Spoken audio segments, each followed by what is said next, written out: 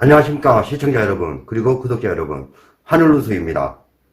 이번 영상에는 저희 사장님들 입장에서 생각하는 근로기준법 그 세 번째 시간으로 알바 면접 보는 방법에 주의하실 점들을 대상으로 영상을 제작해 보도록 하겠습니다. 구독과 좋아요 부탁합니다. 이제 각 5인 이상, 그 다음에 5인 미만 사업장에서는 면접 보기가 상당히 애로 상황이 많을 겁니다. 과연 어떤 사람을 고용해야 될지 고민도 되게 많이 하실 것 같고, 그 다음에 면접 보는 방식은 전부 다 저희 사장님들께서 여러 가지 방식으로 할 거라고 생각을 하고, 그 방식에 대해서는 사장님들에게 맡겨드리겠습니다. 주의하셔야 될 점들을 몇 가지만 짚어드리도록 하겠습니다. 자, 중요한 게 근데 급여 부분 있지 않습니까? 저희 사장님들 급여 부분은 제가 근로자를 많이 뽑기 위해서 급여도 올려보고 여러 가지 방법을 썼었습니다. 과연 이게 급여가 작아서 그럴까 하고, 과거에 지금하고 똑같이 50만원 정도를 올려가지고 구인 광고를 내본 적이 있었습니다. 급여가 작고 많고는 의미가 없습니다. 뭐냐, 근무처가 편해야 됩니다. 몸이 일단 편해야 됩니다. 스트레스가 없어야 됩니다. 근로자들. 그 다음에 쉬는 시간과 쉬는 날이 많이 있어야 됩니다. 제가 내린 결론입니다. 그래서 저희가 주 6일제로 하다가 주 5일제로 바뀌었습니다. 그러면 주 6일제에서 주 5일제로 바뀌면서 자기도적으로 급여도 살짝 다운됐겠죠? 오히려 더 많이 옵니다. 오히려 더 많이 옵니다. 차라리 제가 추천해 드리는 것은 주 5일로 해보는 게 어떻겠습니까? 5인 미만이든 5인 이상이든. 다 대신에 요일을 살짝 분산시키시면 됩니다. 근로기준법에는 뭐 토요일, 일요일도 관계없어요. 뭐 예를 들자면 A라는 사람은 월요일부터 금요일까지만 근무하고, B라는 친구는 월요일, 화요일이 주일과 휴일이 되는 거고, 수, 목, 금, 토, 일요일 날이 근무일로 하시면 되는 거예요. 그렇게 정하시면 그게 합법입니다. 그렇기 때문에 요일을 분산을 시키고 근로자들을 개인 자유 시간을 많이 주는 직장인일수록 근로자들이 많이 옵니다. 제가 내린 결론이에요. 자, 그러면 지금부터 면접 시 주의해야 될 부분들, 그리고 면접 시 반드시 확인해야 될 부분들을 영상을 시작해 보도록 하겠습니다. 저는 전문 노무 변호사가 아닙니다. 노무사가 아니기 때문에 제 말에 100% 정답이 아닐 수가 있습니다. 하지만 저 역시 근로기준법에 공부를 되게 많이 했습니다. 저 역시 사장님들 입장에서 공부를 훨씬 많이 했기 때문에 웬만한 노무사들보다는 사장님들 입장에서 해석하는 근로기준법은 훨씬 더 낫지 않겠느냐, 저는 이렇게 생각을 합니다. 자, 그러면 영상을 시작하도록 하겠습니다. 자, 저희 사장님들 일단 사업을 시작을 하고 알바를 뽑기 위해서 혹은 직원을 뽑기 위해서는 채용 공고를 하죠. 채용 공고에서 나온 조건과 실제 면접을 보러 왔을 때 말하는 그런 근로계약서 이 서로 내용이 다른 경우는 2법입니다. 2법입니다. 채용 공고하고 근로계약서하고 다른 경우는 벌금이 있습니다. 이것은 벌금이에요. 신고가 들어가면 벌금입니다. 이 부분 잘 알고 계셔야 되고요. 그 다음에 채용 공고를 할 때 저희 사장님들, 저 같은 경우는 알바 천국과 워크넷에 주로 이용을 합니다. 알바 천국과 워크넷.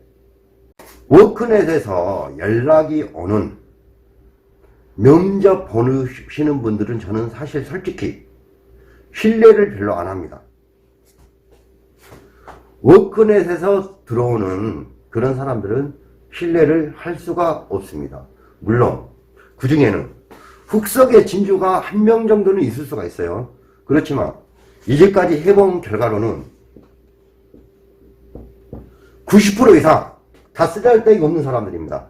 워크넷은 70% 정도가 실업급여를 타는 목적으로 있는 사람들이 대부분입니다. 70% 정도가. 이건 사실이에요. 진짜 그러더라고요. 연락을 해도 연락도 안 되고, 연락이 와도 언제 면접 보러 오세요 해도 잠수 탑니다. 자, 29%는 제가 봤을 때는요, 진짜로 편한 직장만 찾는 사람들이에요. 일할 생각은 별로 없어요. 이건 사실입니다. 일할 생각이 별로 없어요. 나머지 1%만이 진짜로 일을 하고자 하는 의지가 있으신 분들입니다. 워크넷에서는요, 제가 겪은 겁니다. 워크넷은 고용노동부에서 관리를 하죠. 이거 알고 계십시오. 워크넷은 별로 그닥 추천드리지 않습니다. 자, 두 번째, 근로계약서. 자, 사장님들, 근로계약서는 무슨 일이 있더라도 이 앞전 영상에서 근로계약서 쓰는 요령을 설명을 했었죠. 근로계약서는 근무 첫날부터 혹은 그 전날부터 반드시 근로계약서를 쓰셔야 됩니다. 뭐 예를 들자면 근로자가 저 일하는 거 봐서 며칠 있다가 쓰면 안 되겠습니까? 뭐 오늘 바쁘니까 뭐 내일 모레 며칠 있다가 쓰자라고 하는 경우들이 굉장히 많이 있습니다. 아프니까 사장에 그런 글들이 되게 많이 올라오더라고요. 어떠한 사유로 근로자가 며칠 있다 쓰자 해서 근로계약서를 안 썼는데 그 근로자가 2, 3일이라고 무단퇴사를 합니다. 무단 결근을 해요. 그래서 노동청으로 뚜루루 달려가요. 저기 어쩌게 근로계약서도 안 썼습니다. 처벌해주세요 하고 하소연하는 사람들이 되게 많습니다. 자, 근로계약서는 근무 첫날부터. 자, 첫날부터 반드시 작성을 해주시기 바랍니다. 자, 그 다음에 이거는 제가 사장님들한테 추천을 드리는 거예요. 이 앞전 영상에 해고 예고 수당, 부당 해고에 대해서 영상을 만들었었죠. 자, 이런 거를 방지하기 위해서 한 가지 팁이 있습니다. 어떤 거냐? 한 가지 팁이 있는데, 알바생이나 직원인을 구하게 될 때 근로계약서 쓸 때는 저 같은 경우입니다. 저 같은 경우는 1개월에서 2개월 정도의 계약 근로를 씁니다. 그러니까 계약직 근로계약서를 씁니다. 자, 물론 저는 그 기간에 정함이 있는 그런 사람을 원하는 게 아닌데 쭉 같이 가고 싶어요. 그렇지만 한 달에서 2달 정도만 계약을 하는 이유는 여러 가지를 방지하기 위해서입니다. 즉 다시 말하면 어떻게 보면 수습기간이라는 명목도 있죠. 자, 1개월에서 2개월 정도 근로계약서를 작성을 하시고, 자, 근무평가.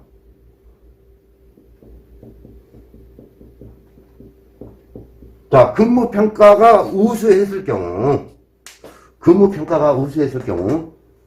계속 계약을 연장한다라는 조항을 넣습니다. 뭐 그때는 뭐 해고, 예고수당, 뭐 부당해고 이런 거 적용이 전혀 안 됩니다. 왜? 계약 기간이 끝났기 때문에요. 제가 그래서 사장들에게 알바나 직원들이 오게 되면 1개월에서 2개월 정도 먼저 계약서를 쓰시는 걸 추천드릴게요. 괜찮은 것 같아요. 해보니까. 직원을 뽑고 난 후에 월급 날짜를 지정을 해야 되죠. 월급 날짜. 월 1회 이상은 반드시 한 번의 급여는 주셔야 된다는 겁니다. 자, 예를 들자면은요.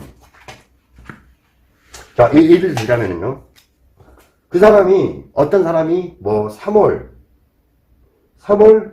5일 날 첫 출근을 했어요. 첫 출근을. 근데 우리 사업장의 월급날은 예를 들자면입니다. 매달 20일이다. 매달 20일이다. 자, 그러면 어느 매장 같은 경우는, 자, 3월 5일부터 3월 20일까지의 날짜가, 근무 날짜가 한 달을 채우지 못했기 때문에 그 다음 달에 주는 경우들이 종종 있더라고요. 그거 위반입니다. 그게 전액불 지급 원칙에 위반이 되는 거예요. 그거 위법입니다. 자, 그럼 어떡하냐. 3월 5일부터 20일까지의 급여는 정해진 날짜에 주셔야 된다는 거예요. 한 달에 안 채워줬어도 주셔야 된다는 거예요. 아시겠죠? 그거 위반입니다. 사장님들 주의하셔야 돼요. 3월 18일 날에 첫 출근해도 20일 날 급여를 주셔야 돼요. 왜? 자, 3월 18일에서 4월 20일 날 급여를 주게 되면 월 1회에 급여를 반드시 주셔야 된다는 거에 위법이 걸려들죠. 그렇기 때문에 이거 위법입니다. 자, 이거 벌금 500만 원입니다. 500만 원이에요. 주의하셔야 됩니다. 반드시 월 1회 이상 급여를 주셔야 되고요. 저희들 같은 경우는 어떻게 하냐. 매달, 그러니까 전달 21일부터 다음 달 20일까지의 근무 날짜를 산정을 해서 매달 말일 급여 날짜입니다.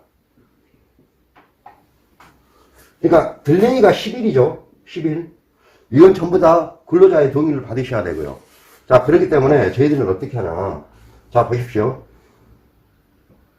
전달 21일부터 같은 달, 그 다음 달 20일까지 근무를 한 걸로 말일날 지급합니다. 그러면 10일입니다. 이 10일 내용이 뭐냐? 이 10일 내용. 자, 저희 회계 여사원이 한 명이서 근무를 합니다. 회계 여사원은 한 명밖에 없습니다. 저희 회사 같은 경우는.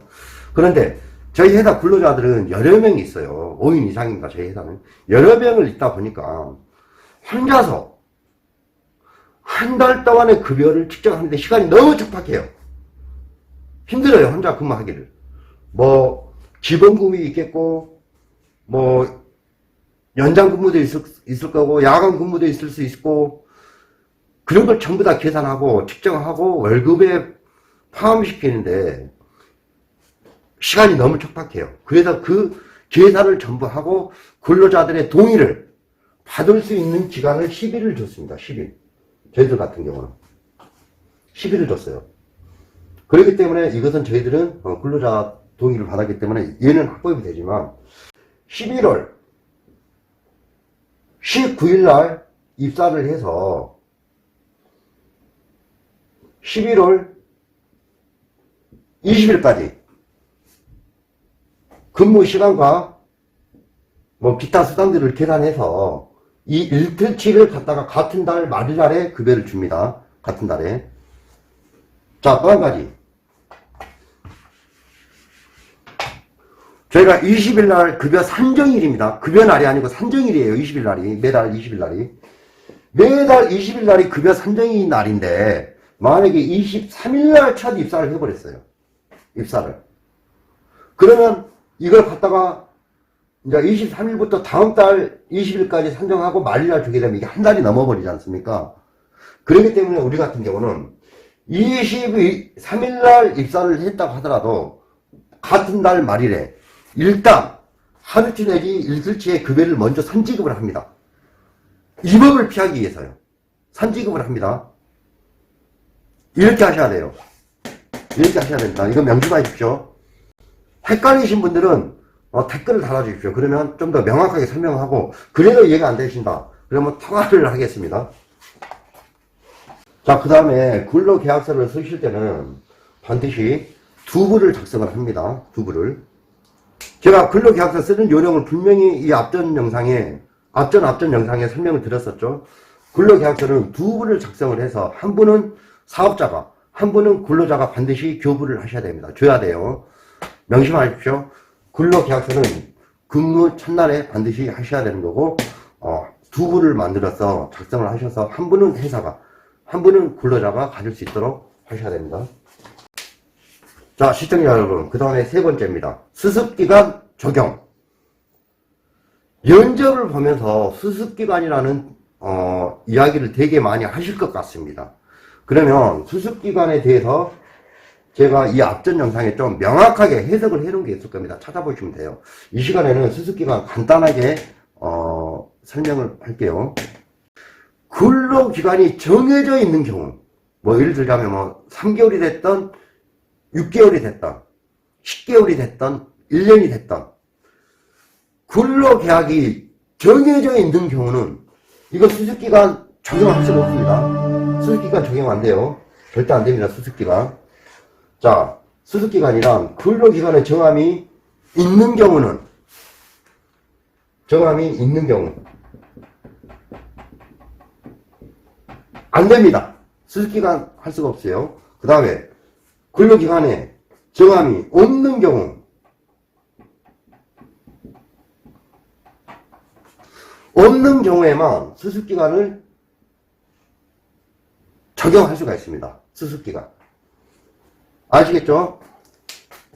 수습기간은 말 그대로 어떤 업무를 배우는 과정에서, 배우는 과정입니다. 배우는 과정. 좀 약간 이렇게 뭐 주방이 됐던, 뭐 서빙이 됐던, 뭐 운전직이 됐던, 사무직이 됐던, 어떠한 업무가 됐던 그 일을 배우는 과정이 수습기간입니다. 배우는 과정이 수습기간이에요. 배우는 과정이. 자, 수습기간은 3개월까지만 줄 수 있어요. 3개월. 3개월까지만 줄 수가 있어요. 단, 수습기간은 단순 업무,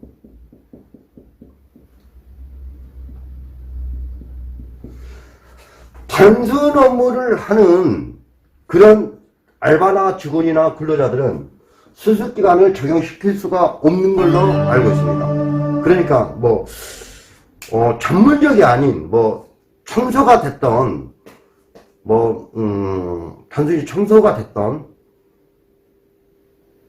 식당의 설거지는 전문적인 게 아니죠. 설거지, 뭐 식당에서 불판만 닦는 업무, 이건 전문이 아니죠. 그냥 진짜 말 그대로 단순한 거지 않습니까? 그죠? 뭐 일용직들이, 현장에서 일하는 일용직들이 뭐 삽질만 하는 그런 단순 업무, 그렇게 기술적이지 않는, 뭐 아무나 와서 바로 다 할 수 있는 그런 단순적인 업무는 수습기간을 적용할 수가 없습니다. 이거 전문적인 게 아니지 않습니까? 수습기간은 단순 업무는 제외가 되는 거예요. 명심하십시오. 그 다음에 저희 사장님들, 수습기간 동안에는 급여의 10%를 공제하고 드릴 수가 있어요. 처음 영상에 이거에 대한 정확한 설명을 해놨죠. 이걸 주의하시고 그때 영상 한번 찾아가지고 봐보십시오. 이거에 대한 10% 공제에 대한 정의를 해놨습니다. 자, 방금 이야기했듯이 수습기간 동안 10%를 공제할 수가 있어요. 합법입니다. 최저시급 이하로도 가능합니다. 최저시급 이하로 내려가도 합법입니다. 이 수습기간 동안에 10% 공제를 할 수 있는 조건은 최저시급이 이하가 돼도 합법이에요. 단순 업무는 안 돼요. 단순 업무 안 됩니다. 단순 업무 절대 안 됩니다. 그 다음에 수습기간을 적용시킬 수 없는 그런 경우도 10% 공제가 안 됩니다. 이건 명심하셔야 돼요. 수습기간, 제 1편을 보면 수습기간에 대해서 자세히 좀 영상이 되어 있어요. 이거 수습기간 잘 알고 계셔야 되고요. 수습기간에는 10%를 공제할 수 있지만 10%를 공제 안 되는 조건들이 있다는 것을 알고 계십시오. 자, 그 다음에는 세 번째로 알바, 직원 면접 보는 방법입니다. 주의하셔야 될 몇몇 사람들이 있으니 이런 것은 함께 공유를 하시는 것도 괜찮을 걸로 생각을 듭니다. 저 같은 경우를 먼저 이야기 드릴게요. 아마 대부분 사장님들께서 동감하실 겁니다. 여러 사유들이 있는데 그 중에서 대표적인 것만 이야기 드리겠습니다. 친구랑 같이 가도 되겠느냐? 친구랑 같이 면접 봐도 됩니까? 하는 사람은 저는 일단 거릅니다. 아니, 다 큰 성인을 면접을 보는데 부모님이 왜 연락이 오고 왜 같이 옵니까? 그죠? 저는 이런 분류의 사람들은 면접도 안 봅니다. 그냥 같이 오려고 하면 그냥 거기서 카트를 합니다. 이건 아닙니다. 자, 그 다음에 세 번째로 여기저기 너무 많은 직장을 옮겨 다니는 사람들. 뭐, 3개월, 5개월, 6개월. 이렇게 너무 많이 옮겨 다니는, 뭐, 이렇게 보면 화려합니다. 막, 쫙 있어요. 막 엄청 많이 옮겨 다녔어요. 근데 그 기간들이 대부분 보면 짧아요. 그런 사람들을 채용을 해보면, 열에 10명이 오래 못합니다. 그리고 일도 그렇게 썩 잘하지를 못합니다. 너무 많은 경험을 했던 사람들, 그 다음에 너무 많이 옮겨 다녔던 사람들, 그 다음에 근무 기간이 너무 짧은 사람들, 특히나 그 계약 만료 기간이 끝나서 그만뒀다는 사람들, 절대 채용하지 마십시오. 자, 시청자 여러분 생각을 해보십시오. 어느 회사에 어느 직장에 계약직으로 근무를 했다고 하더라도 그 근로자가 일을 잘하면 그 회사에서 잡습니다. 정식 계약을 할 테니까 우리 회사에서 같이 하자라고 합니다. 그런데 잡지 않았다는 이유는 같이 갈 필요성을 못 느꼈으니까 그냥 그대로 계약기간이 만료가 되는 거예요. 아시겠죠? 계약기간 만료로 인해서 자진 퇴사를 했던 사람들은 걸으십시오. 필요 없습니다. 진짜더라고 이것은. 아시겠죠? 너무 많이 경험을 하고 너무 많이 옮겨 다닌 사람들, 짧게 근무를 했던 경험이 많은 사람들을 일단 걸으십시오. 그 다음에 알바 직원 면접을 할 때는 학력이 좋을수록 높은 점수를 주시면 좋습니다. 그렇기 때문에 대기업에서도 어떻게 보면 학벌이 좋은 사람을 우선 채용하는 경우들이 있는 것 같아요. 저도 거기에 대해서는 되게 많이 공감을 합니다. 저희 회사처럼 작은 회사도 학력이 높을수록 일을 진짜 잘하십니다. 확실히 틀려요. 면접을 보러 왔을 때 잘 웃고 A가 바르고 말도 또박또박 잘하는 사람들이 확실하게 일도 잘 하십니다. 자기 주관이 뚜렷한 사람들은 근무를 하다가도 자기 마음에 안 들면 제안을 하더라고요. 제안이 걸려요. 이제 신입이 제안을 해요.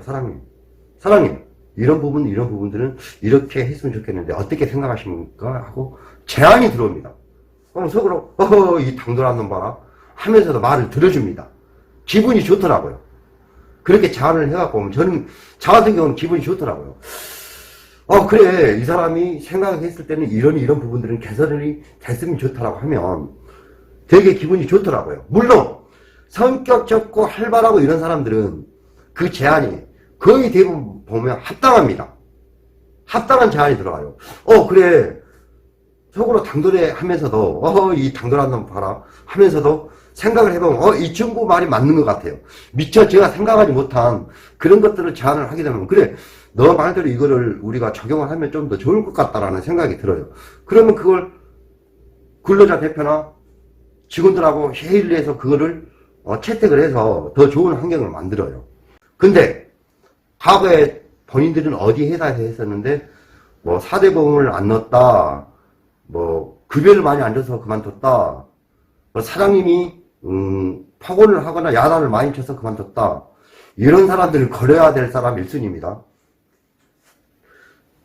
자, 과거 직장에서 4대 보험도 안 들어줬다, 뭐 직장 내 갑질이 있었다, 뭐 직장에 뭐 급여를 많이 안 줬다, 이런 분들을 걸으십시오. 그냥 버리십시오. 면접도 보지 마십시오.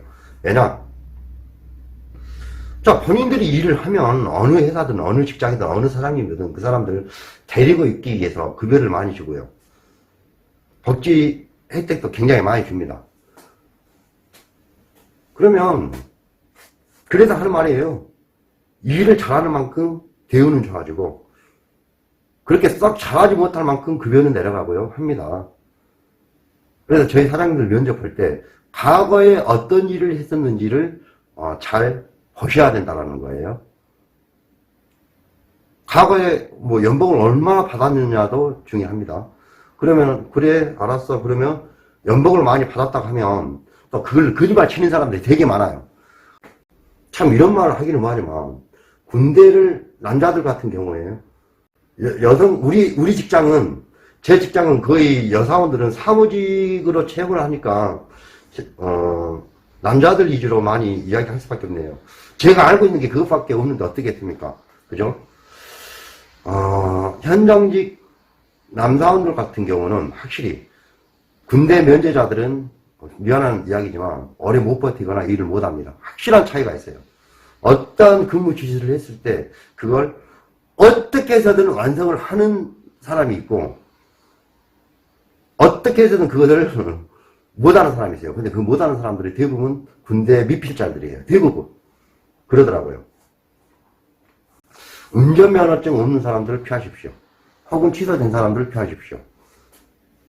그 다음에 과거 범죄 이력. 제 생각에는요, 조직 폭력이나 집단 폭력이나 아닌 이상 그냥 단순 폭행 이런 거는 괜찮다고 봅니다. 제 입장에서는요. 그렇지만 사기,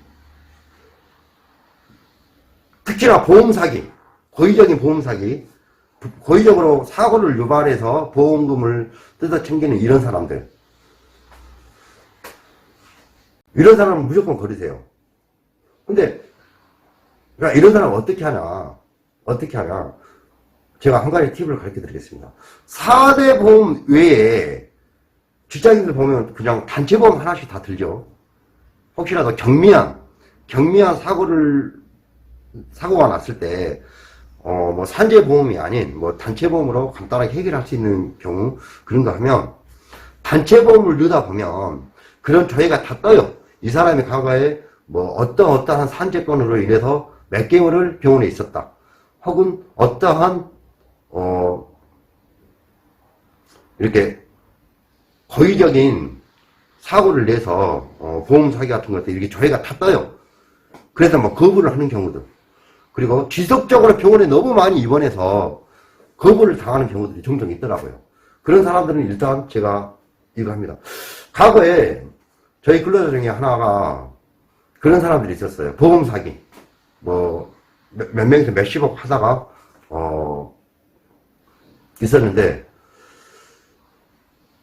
지금은 마음을 잡고 그러지 않겠지 했는데 그런 사람들 못 고치더라고요. 못 고쳐요. 절대 못 고치더라고요. 그래서 그 친구한테도 금전적인 손실을 당했었는데 그런 과거에 그러니까 사고로 인한 전가 말고 고의적인 사고로 인한 전가 같은 거 있잖아요. 뭐 사기, 강도, 특히나 성범죄 이런 사람들 전부 다 걸으십시오. 마음이요 잡았다고 절대 그 사람들은 안 되더라고요. 제가 그런 사람들을 몇 번 고용을 했었는데 절대로 안 됩니다. 안 되는 명심하십시오. 자, 시청자 여러분, 영상을 끝내기 전에 저희 구독자분께서 저에게 이런 질문을 했습니다. 수습기간 동안 근로자가 일을 너무 못할 경우 즉시 해고를 할 수 있습니까? 혹은 수습기간 동안에 지각을 3회 이상 했을 경우 해고를 시킬 수가 있습니까? 라고 질문을 하셨어요. 자, 시청자 여러분, 수습기간 동안 이 일을 못해요. 업무를 못해요. 해고를 할 수 있느냐? 자, 이거 안 됩니다. 이 법입니다. 자, 수습기간은 말 그대로 수습기간입니다. 일을 잘 못하고 업무를 배우는 과정이에요. 업무를 배우는 과정에서 그 업무를 못한다고 해서 해고를 시킬 수가 없죠. 이 법입니다. 즉시 해고 사유는 안 됩니다. 즉시 해고 사유에는 일을 못해서 즉시 해고라는 사유는 없습니다. 이 법이에요.